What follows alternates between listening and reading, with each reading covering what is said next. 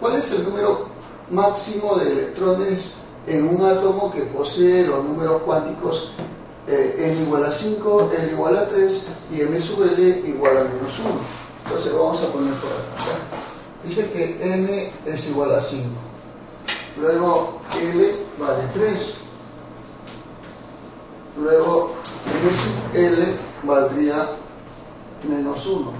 Pero lo que no me dan es el spin, ¿no? El spin no me sugiere cuál es su valor, por lo cual yo podría decir que de repente sería un giro horario o antihorario para dar el valor del spin. O sea, podría asumir cualquiera de los dos casos porque no me están dando un valor para ello.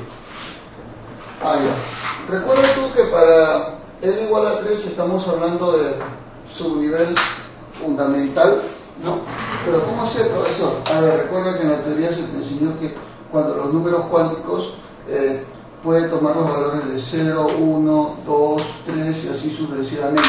Pero los 4 primeros eran notables. ¿Por qué? Porque era char, principal, difuso, fundamental. Entonces para N igual a 3 estamos hablando de su nivel fundamental, ¿no? Por ello te acaba de hacer así de esa manera.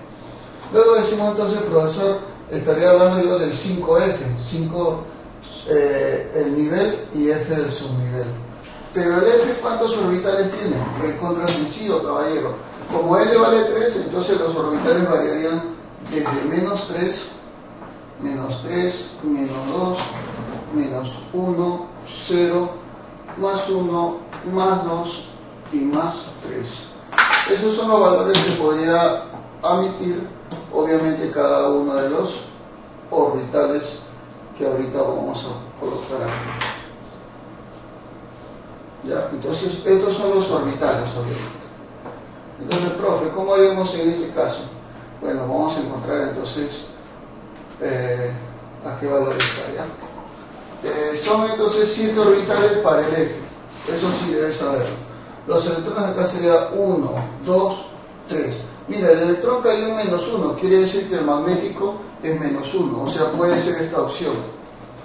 Pero hay dos opciones para que el electrón caiga en menos 1. Uno de ellos puede ser cuando el spin es más un medio, o sea, está para arriba. Otro de ellos puede ser cuando continúas tú con la regla de Hunt y luego por acá este electrón, pero ahora está debajo con spin negativo e indica menos 1.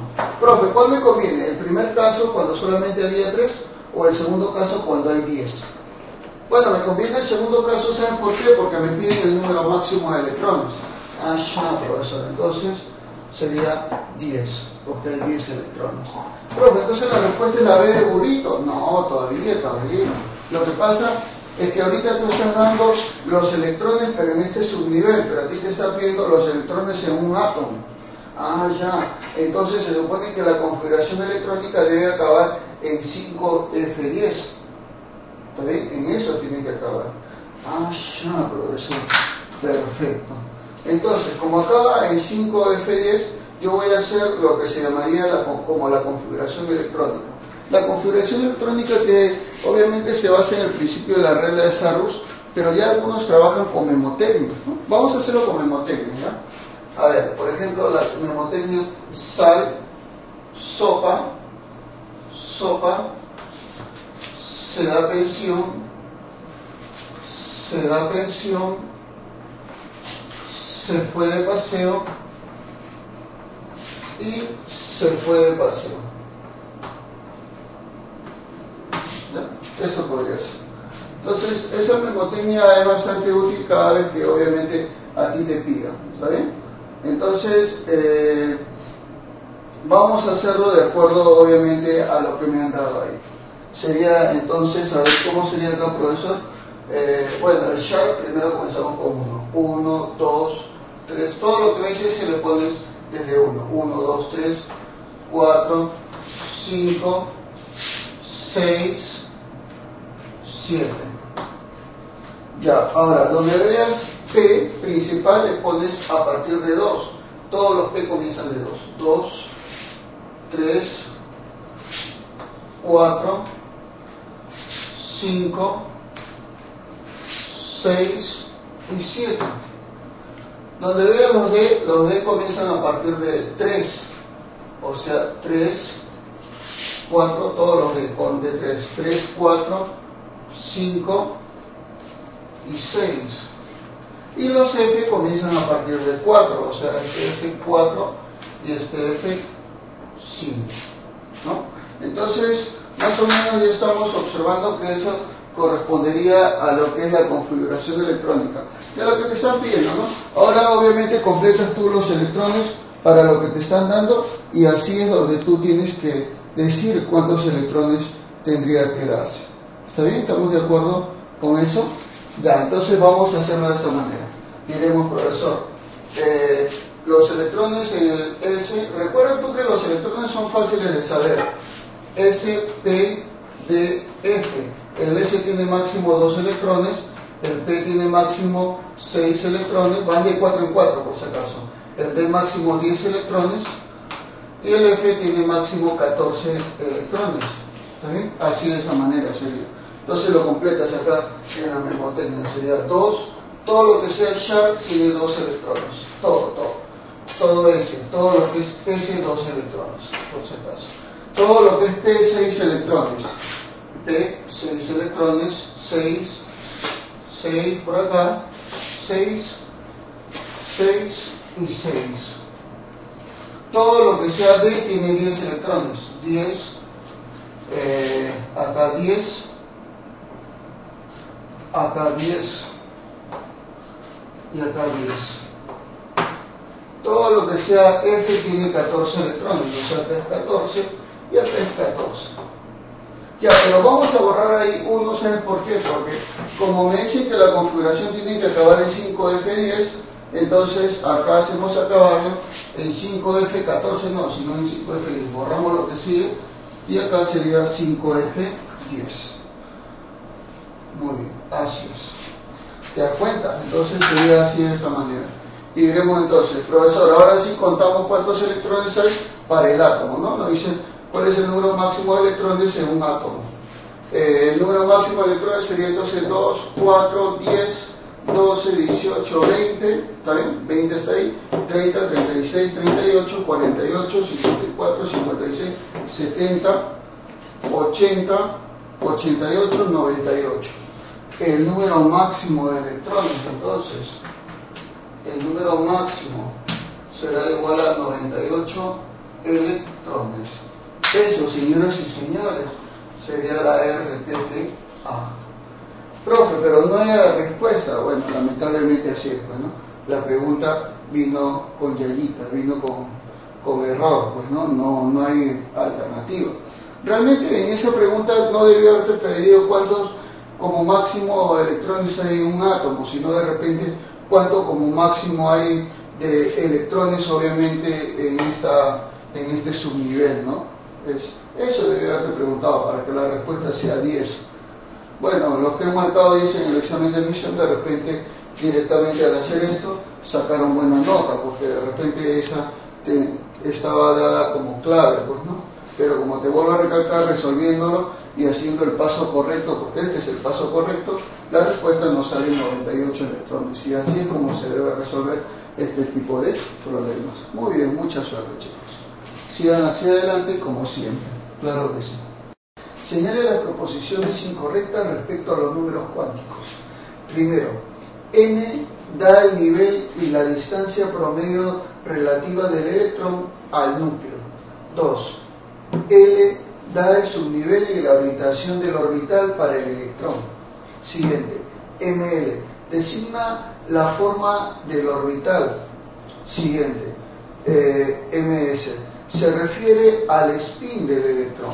Vamos a ver entonces, con respecto a los números cuánticos, cómo está establecido todo ello, ¿no? Bueno, obviamente los números cuánticos son aquellos que determinan la probabilidad, ¿no? La máxima probabilidad de poder encontrar las características del electrón dentro de un orbital, y obviamente esto asociado a la nube electrónica o a la electrósfera del átomo.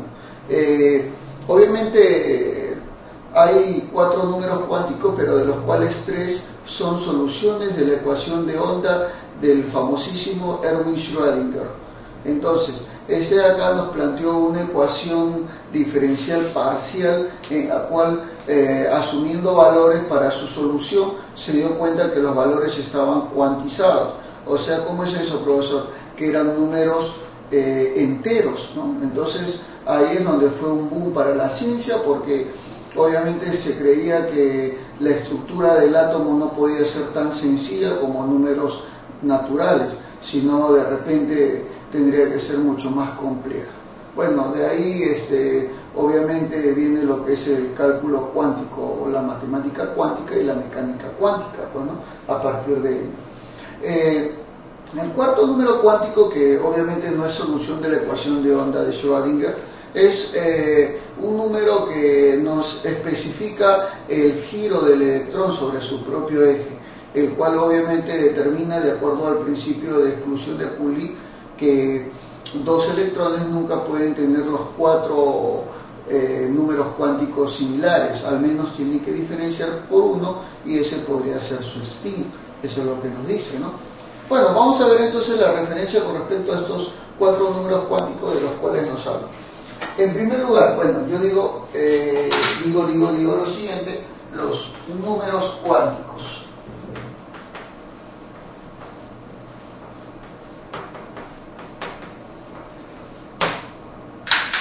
Profe, ¿qué cosas son los números cuánticos? Los números cuánticos, como ya te estaba recalcando hace rato, son cuatro números cuánticos. En primer lugar, el número cuántico principal.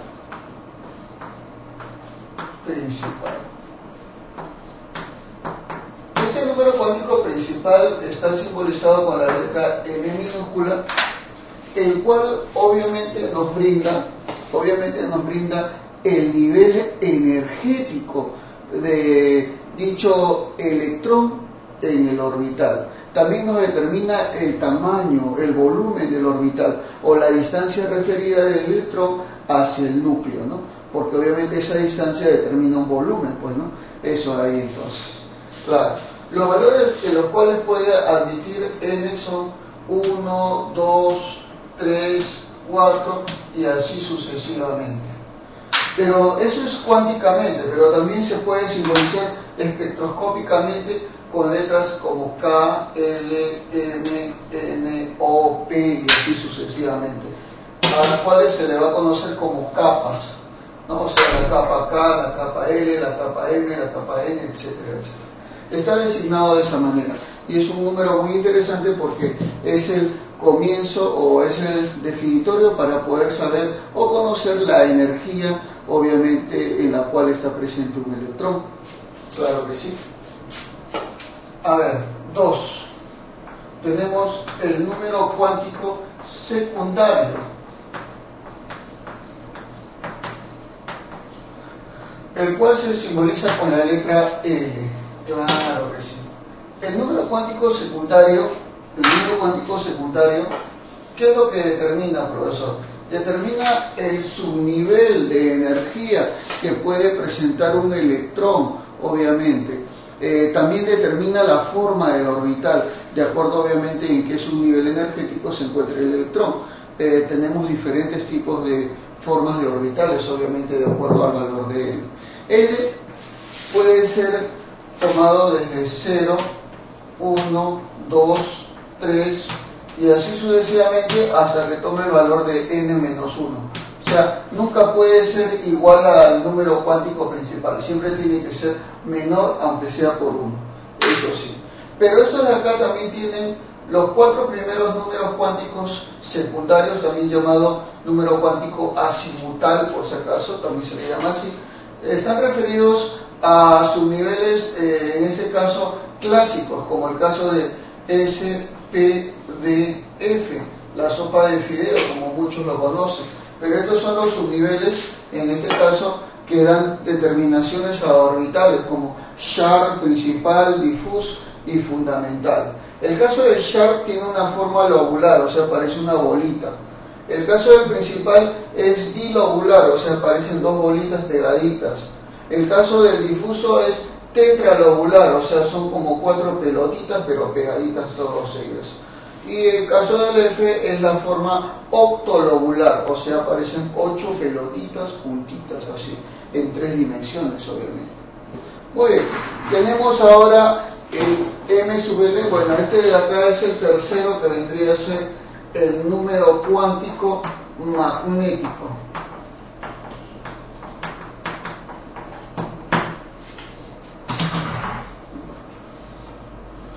El número cuántico magnético, tal y como lo puedes observar, es aquel número que va a determinar la orientación espacial de un orbital con respecto al, obviamente, a donde se encuentra, ¿no? Con respecto al electrón también. También puede determinar la desviación ante un campo magnético, también puede darse, por eso que se le llama el número cuántico magnético. También determina, por ejemplo, en qué tipo de REMPE se va a encontrar el electrón, también puede determinar, ¿no?, en qué tipo de orbital vamos a poder encontrar a cada uno de los electrones. Por eso es que es muy importante conocer también el número cuántico magnético.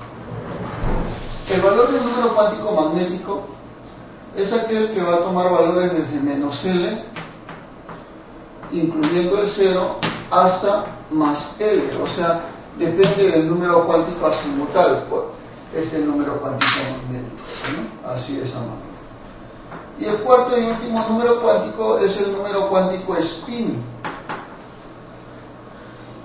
Este número cuántico spin, ms, simplemente lo que va a hacer es determinar la rotación de un electrón. Imagínate que el electrón es una pelotita y está rotando sobre su propio eje magnético imaginario. Entonces, este va a dar vueltas, pero las cuales pueden ser de dos formas. Puede ser horariamente o antihorariamente. Entonces, de acuerdo a ello, obviamente, el valor del spin solamente puede adquirir dos valores, más un medio y menos un medio. Son los únicos valores. También son valores, en este caso, contaditos, ¿no? Por eso, obviamente, pertenece a lo que son los números cuánticos. Claro, entonces, diremos, profesor, el spin podría ser en giro horario, ¿sí? Decimos entonces giro antihorario, o puede ser un giro horario, ¿no? Si es un giro antihorario, el spin valdría más un medio, sería positivazo. En cambio, si es un giro horario, el spin valdría menos un medio, o sea, sería recontra negativo, ¿no? Y así sucesivamente. Vamos a ver entonces la veracidad o falsedad. Acá nos están pidiendo las falsas. Obviamente ya sabemos que todas son falsas, pero vamos a referirnos a las proposiciones que nos están diciendo, ¿ya? A ver, dice, primera proposición, m, que es el número cuántico principal, da el nivel y la distancia promedio relativa del electrón al núcleo. Eso es totalmente verdadero. Claro que sí. L, bueno, el número cuántico azimutal, da el subnivel y la orientación del orbital para el electrón. Bueno, el subnivel sí es correcto, pero no da la orientación para el orbital del electrón. La orientación se da con el número cuántico magnético.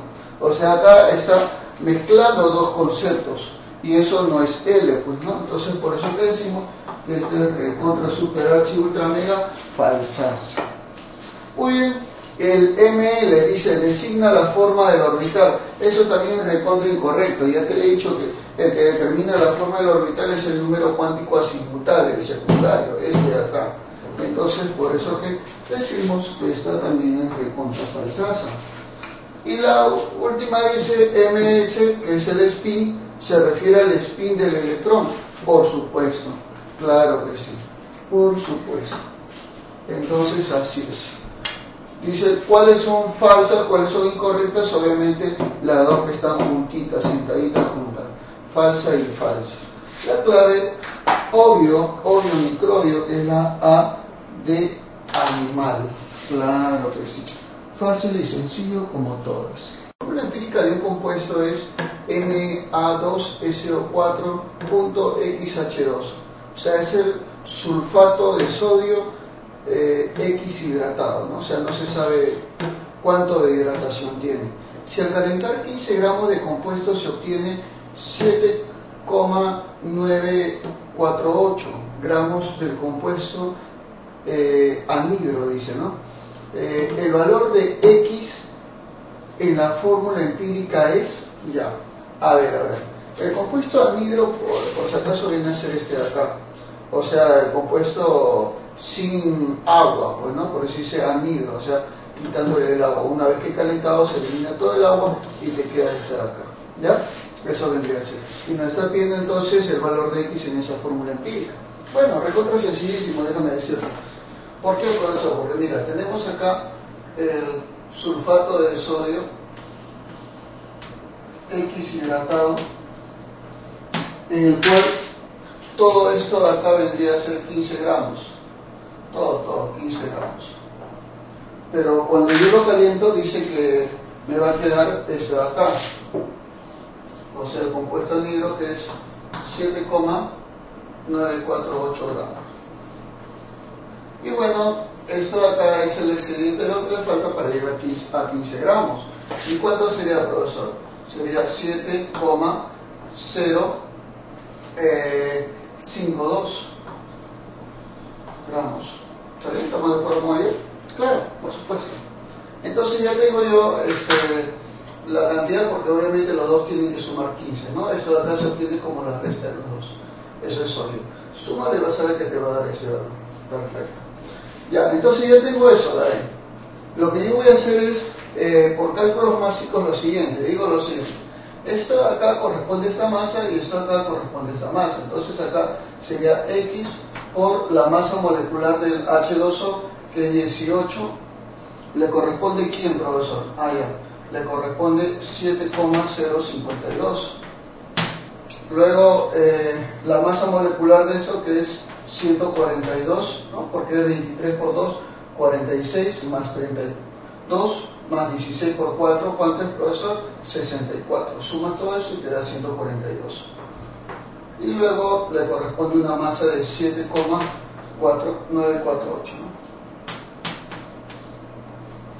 Multiplicamos en aspar y resolvemos la expresión, ¿no? Sería entonces X por 18 por 7,948 es igual a 142 por 7,052.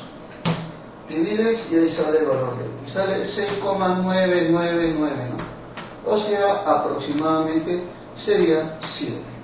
Eso, señoras y señores, es la RPTA de nuestro problema. Claro que sí. La clave, obviamente, es la B de burrito. De burrito arquero. Muy bien. Fácil y sencillo como todas. Cuando un barril se llena con aceite pesa 94 kilogramos y cuando se llena con agua pesa 99 kilogramos. Si las densidades del aceite y la del agua son 0,82 kilogramos por litro y 1 kilogramo por litro respectivamente, la masa del barril es, bueno, nos están dando acá entonces las alternativas para poder calcular lo que nos pide. Ya, entonces, en primer lugar, vamos a ver que el barril se va a llenar con aceite. Entonces, esta masa que tú estás viendo es la masa del barril más la masa del aceite, ¿ya? Ahí, entonces, profesor, ponemos nosotros acá que la masa del barril más la masa del aceite es igual a 94 kilogramos. Ya. Ahora, y dice, cuando se llena con agua pesa 99 kilogramos. Allá, la masa del barril más la masa del agua, se pone el H2O, es igual a 99 kilogramos. Perfecto.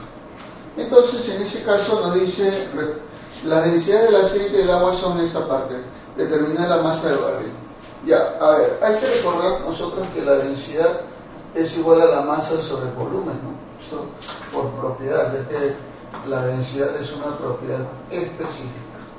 Entonces vemos que la masa es igual a la densidad por el volumen. Entonces, obviamente, cada una de estas masas sería densidad por el volumen. Y como se encuentra lleno en un mismo barril, quiere decir que ocupan el mismo volumen en cada uno de los casos.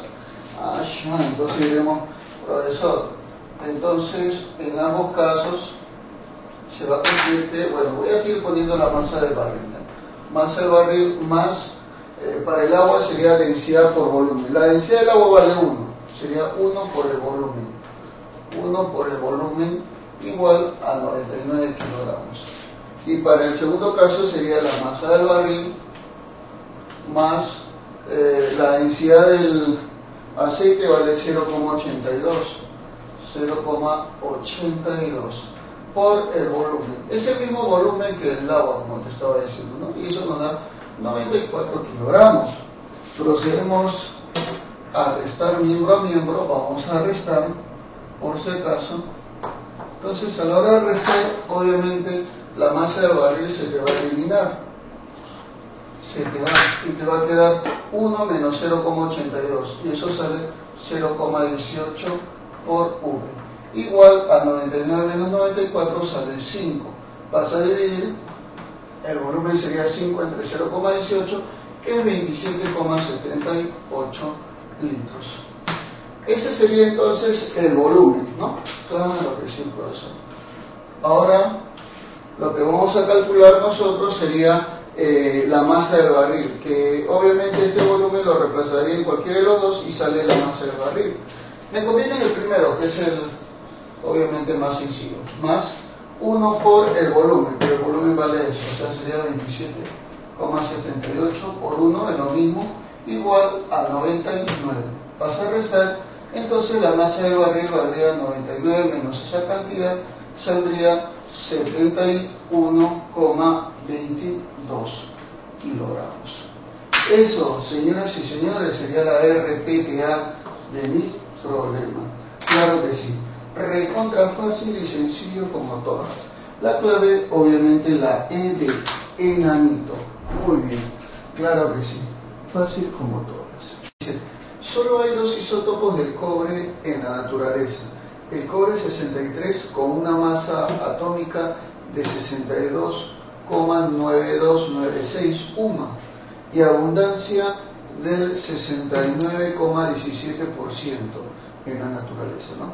Y el cobre es de 65 con masa obviamente atómica que vendría a ser 64,9278 UMA.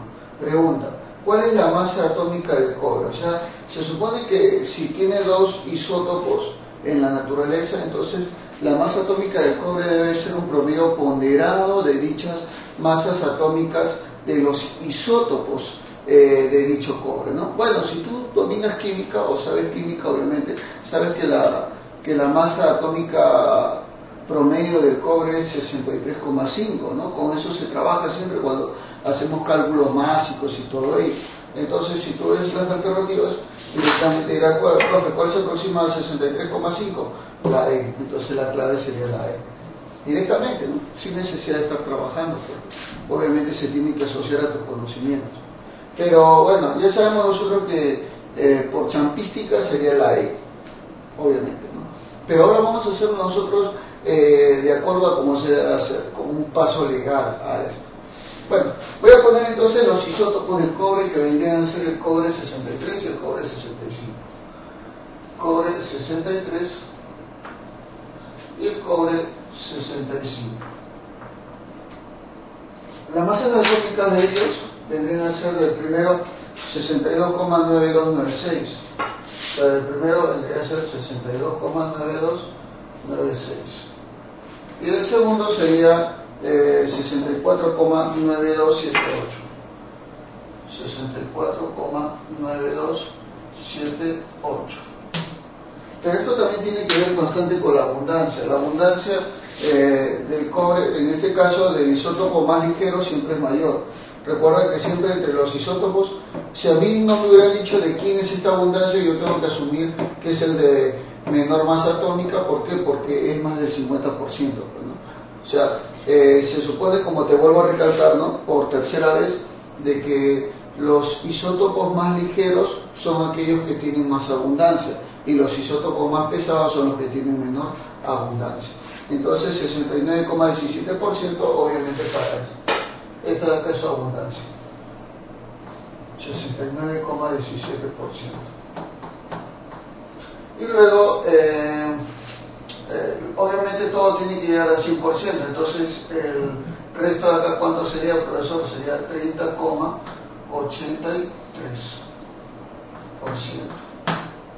Esa sería la abundancia. Entonces lo que yo voy a hacer es sacar un promedio ponderado de las masas atómicas de estos isótopos, obviamente en función a sus abundancias. Y diré yo entonces, la masa atómica del cobre vendría a ser igual a quién, profe. Allá.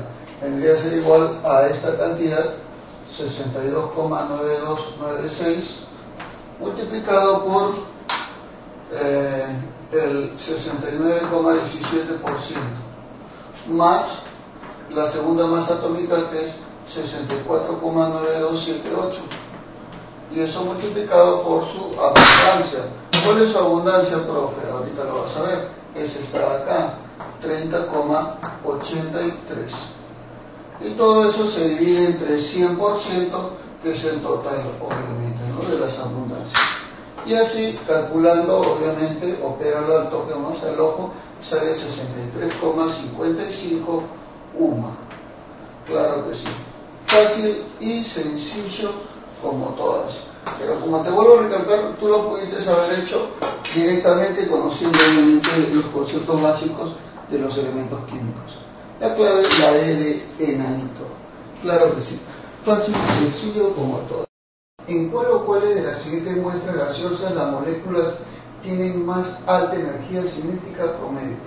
A ver, 0,5 litros de NO a 25 grados Celsius, 2,5 litros de N2O a 15 grados Celsius, 1,2 litros de N2O2 a 20 grados Celsius, 3 litros de N2O4 a 10 grados Celsius, 2 litros de NO2 a 30 grados Celsius.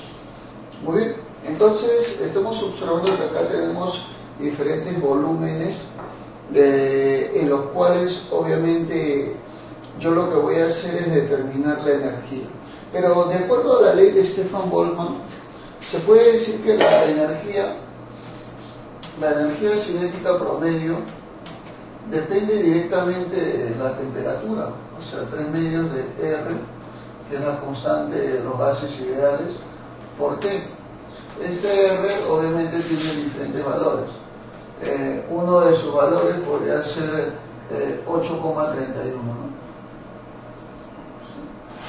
Obviamente, si en todo caso se puede expresar en función a lo que viene a ser en Joule, ¿no? O sea, cuando la energía está expresada en Joule.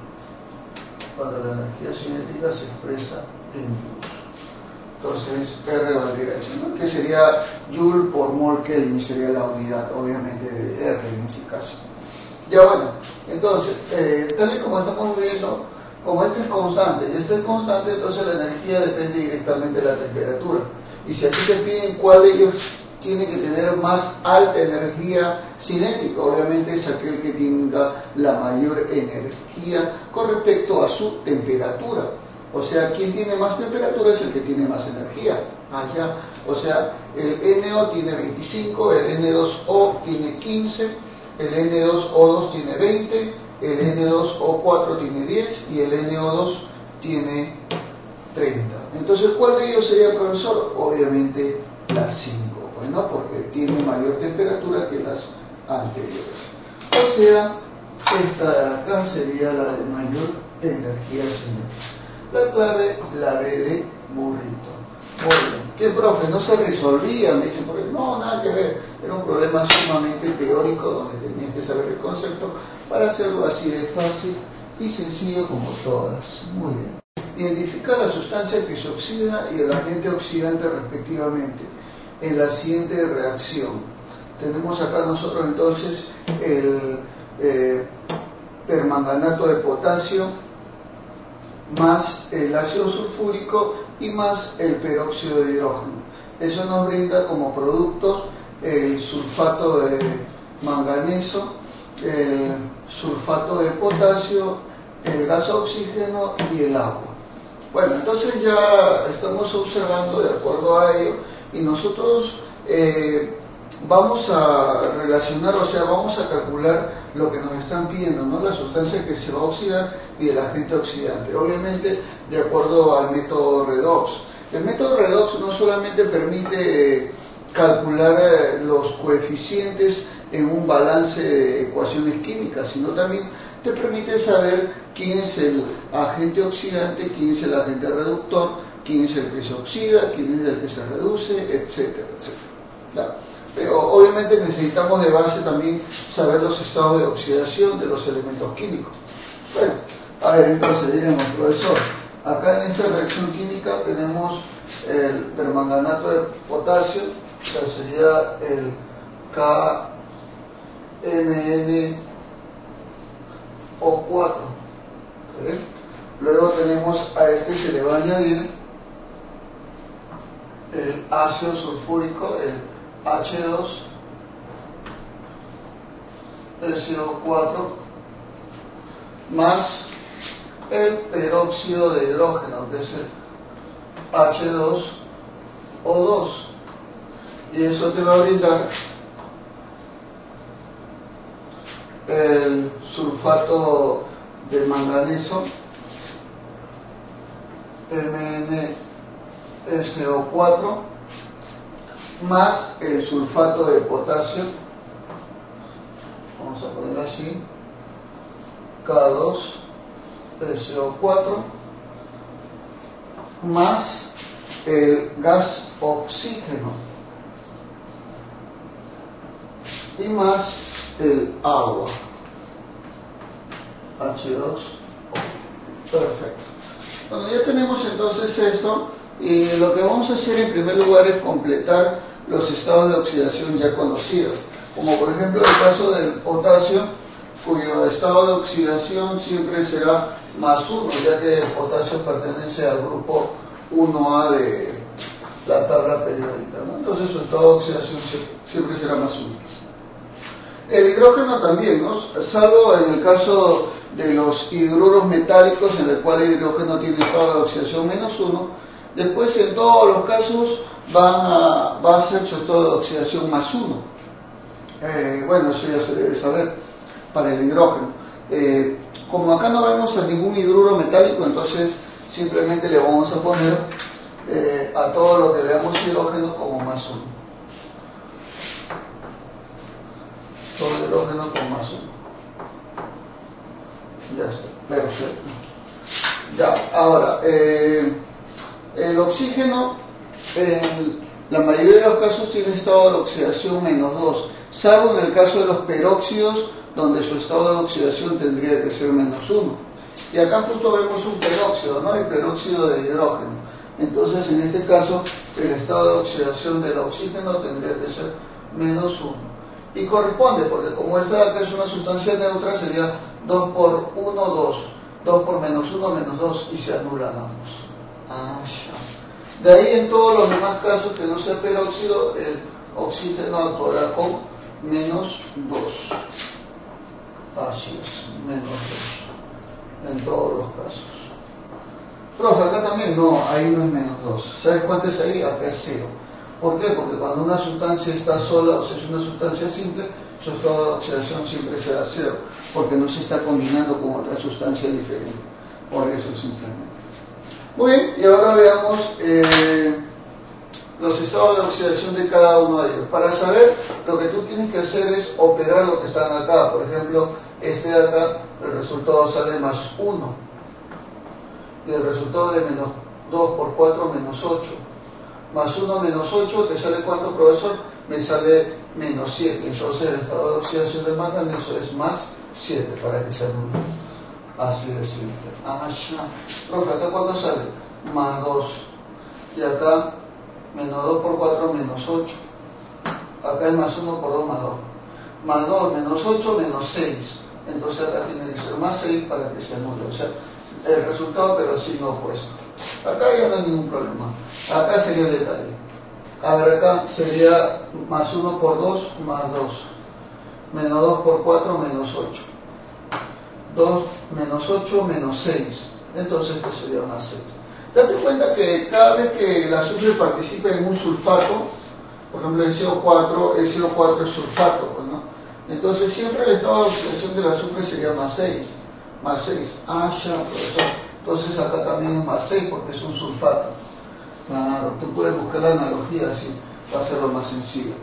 Entonces, profe, acá sería 6 por 1 más 6, y luego menos 2 por 4 menos 8. Más 6 menos 8 sería menos 2. Entonces, el estado de oxidación de este manganeso sería más 2, para que se anule toditito. Y ahora yo tengo los estados de oxidación. Pero hay estados de oxidación que están cambiando, que no son los mismos. ¿Como quién, profesor? Como por ejemplo el manganeso. El manganeso, tal y como lo estás observando por acá, se está cambiando su estado de oxidación, ¿no? Mira, el manganeso acá era más 7 y ahora es más 2. ¿Qué ha pasado con el estado de oxidación? Ha disminuido.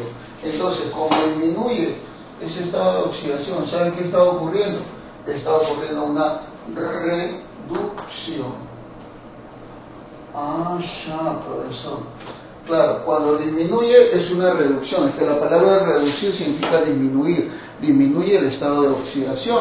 Entonces el manganeso de más 7 a más 2 está reduciéndose. Y ahora, obviamente, si es así, hay otro que esté aumentando, pues no, porque si el manganeso disminuye, el otro aumenta.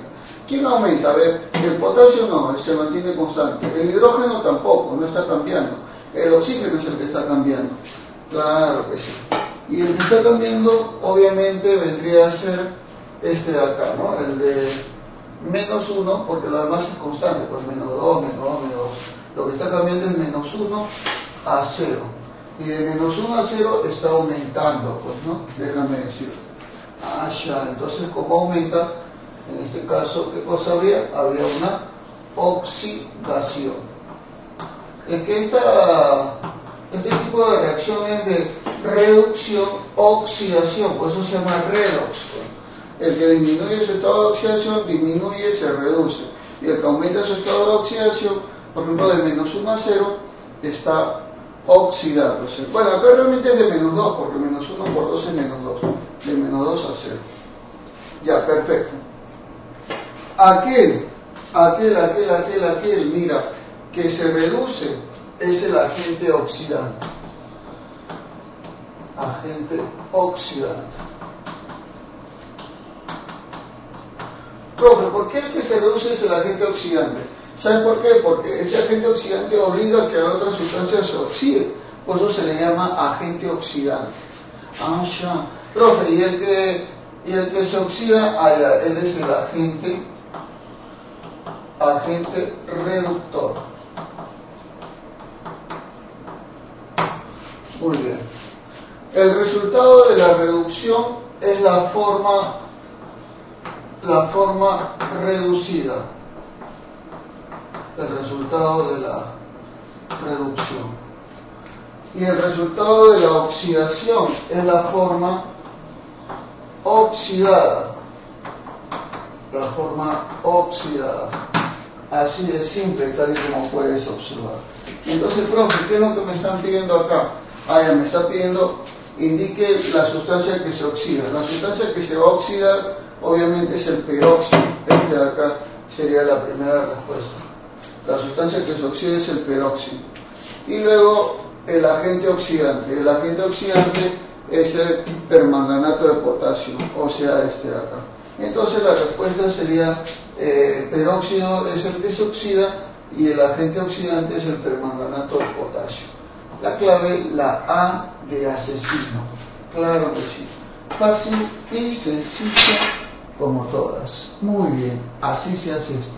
4 gramos de azufre rómbico S8 es preciso disolver en 100 gramos de naftaleno CH8 o naftalina, como quiera decir, para preparar una solución de 0,16 molar.